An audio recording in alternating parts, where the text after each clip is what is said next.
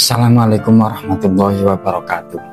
Kali ini kita akan mengisahkan kisah Nabi Ishak alaihissalam. Beliau adalah Nabi yang termasuk mempunyai umur yang panjang.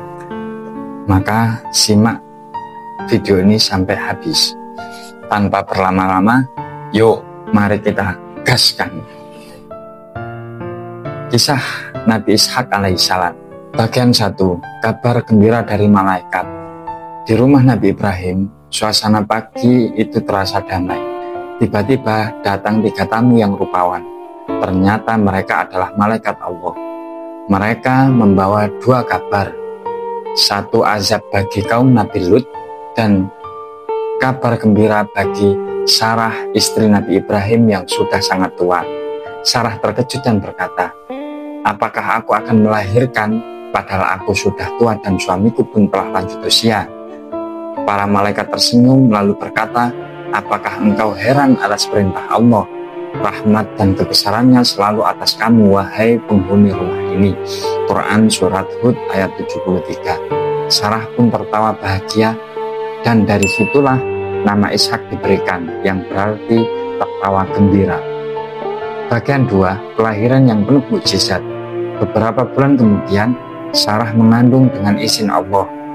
Meski usianya lebih dari 90 tahun, ia melahirkan seorang anak laki-laki yang bernama Ishak, bayi yang menjadi simbol kekuasaan Allah.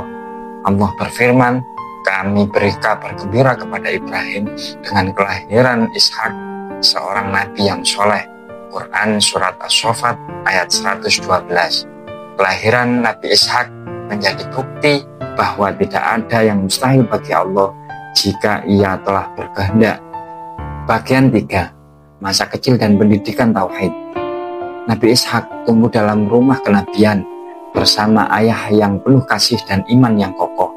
Nabi Ibrahim mengajarkan padanya tentang tauhid, doa dan ketaatan kepada Allah. Sejak kecil, Nabi Ishak dikenal lembut hati, rendah diri dan suka menolong orang. Ia belajar langsung dari teladan ayahnya bagaimana menjadi hamba yang ikhlas dan penyabar. Bagian 4. Menikah dan dikaruniai keturunan.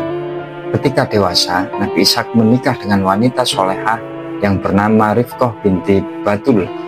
Awalnya Rifqah tidak dikaruniai anak, namun mereka berdua berdoa dengan penuh kesabaran. Allah lalu memberi mereka 2 anak kembar, yakni Is dan Yakub.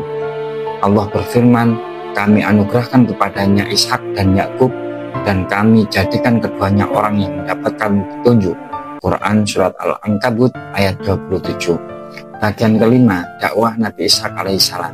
Setelah ayahnya wafat, Nabi Ishak diutus untuk berdakwah di wilayah Kanaan, negara yang sekarang termasuk Palestina. Ia menyeru kaumnya agar kembali menyembah Allah dan meninggalkan berhala.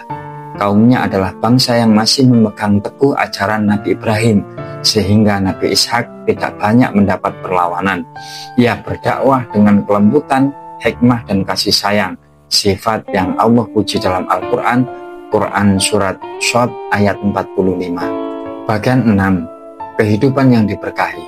Nabi Ishak hidup makmur dan sejahtera, namun tidak pernah lalai dari ibadah kepada Allah. Ia dikenal dermawan, sabar dan selalu membantu fakir miskin. Setiap malam ia berdoa dan bersyukur atas segala nikmat, mengajarkan keluarganya untuk selalu mendirikan sholat. Kehidupannya menjadi sumber ketenangan bagi masyarakat sekitar, penuh keberkahan dan kedamaian. Bagian 7. Wasiat terakhir. Menjelang wafat, Nabi Ishak memanggil anak-anaknya dan memberi mereka wasiat iman.